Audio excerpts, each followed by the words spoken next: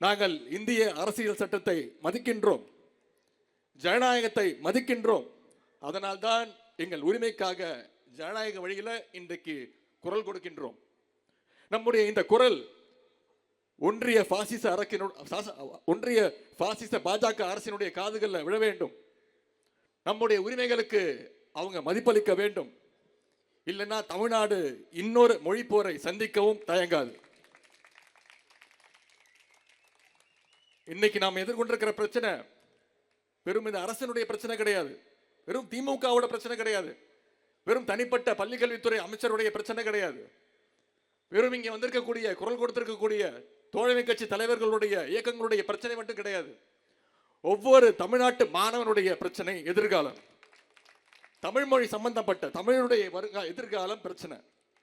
ஆகவே இந்த ஆர்ப்பாட்டம் நம்முடைய பிள்ளைகளுக்கான ஆர்ப்பாட்டம், நம்முடைய மாணவர்களுக்கான ஆர்ப்பாட்டம், நம்முடைய உரிமைக்கான ஆர்ப்பாட்டம். இந்த நேரத்தில் அண்ணா திராவிட முன்னேற்ற கழகத்திற்கும் ஒரு வேண்டுகோள். இந்த பிரச்சனையை வச்சு அரசியல் செய்யறதோ அவதூறு பரப்புறதோ தயவு செய்து கைவிட்டுட்டு தயவு செய்து எங்களோடு இணைஞ்சு நீங்களும் குரல் கொடுங்க, வீதிக்கு வாங்க. கட்சி பேர்ல அண்ணாவையும் திராவிடத்தையும் வச்சுக்கிட்டு தயவு செஞ்சு ஒதுங்கி நிற்காதீங்க, வேடிக்கை பார்க்காதீங்க. கட்சி எல்லைகளுக்கு அப்பாற்பட்டு ஒட்டுமொத்த தமிழ்நாடும் ஓரணில் நின்று மும்மொழி கொள்கையை நாம் எதிர்த்தாக வேண்டும். இன்னைக்கு சிலர் சொல்றாங்க புதிய கல்விக் கொள்கை, நியூ எஜுகேஷன் பாலிசியில சில கண்ணுக்கு தெரியாத நன்மைகள் இருக்குன்னு. ஒன்றிய அரசே கொண்டு வரும்போது பல மாநிலங்கள் ஏத்துக்கிட்ட போது தமிழ்நாடு மட்டும் ஏன் ஏத்துக்கிறது, என்ன தப்புன்னு கேட்கிறாங்க. இதற்கு பேரறிஞர் அண்ணா அவர்கள் 1960களிலே இதற்காக ஒரு பதில் சொல்லியிருக்கிறார். பேரறிஞர் அண்ணா சொன்னது, மாடியிலிருந்து பூக்களும் குப்பைகளும் கொட்டப்படலாம், உயர்ந்த இடத்திலிருந்து விழுகிறதுங்கிறதுக்காக எதை வேண்டுமானாலும் எல்லாரும் ஏற்பார்கள் என்று நினைக்கக்கூடாது என்று எப்ப சொன்னார் பேரறிஞர் அண்ணா? 1960களில் சொல்லியிருக்கிறார். அது இன்றைக்கும் பொருந்தும். ஒன்றிய அரசு உயர்ந்த இடத்துல இருக்கிறத நினைச்சுக்கிட்டு புதிய கல்விக் கொள்கை, மும்மொழி கொள்கை குப்பையை நம்ம மேல கொட்ட பார்க்கிறாங்க. அதை ஒருபோதும் தமிழ்நாட்டு மக்கள் அனுமதிக்க கூடாது. 1938 இந்தி எதிர்ப்பு போராட்டத்தில் 2 பேரை நாம பலி கொடுத்தோம். 1965 நடந்த மொழி போராட்டத்தில் நூற்றுக்கணக்கான இளைஞர்களை உயிர் தியாகம் செஞ்சாங்க.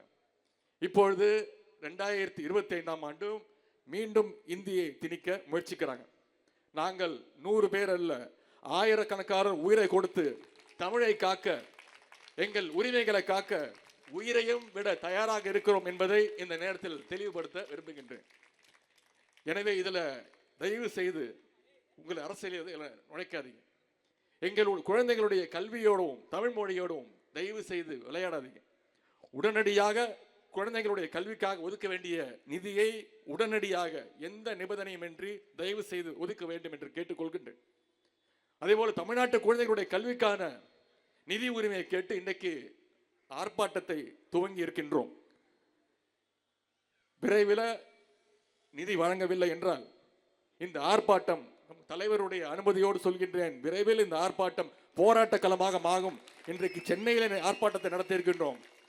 விரைவில் தமிழ்நாடு முழுவதும் அது போராட்டமாக மாறுவதும் மாறாததும் ஒன்றிய அரசு பாசிச பாஜக அரசு கைகளுள்ள இருக்கிறது.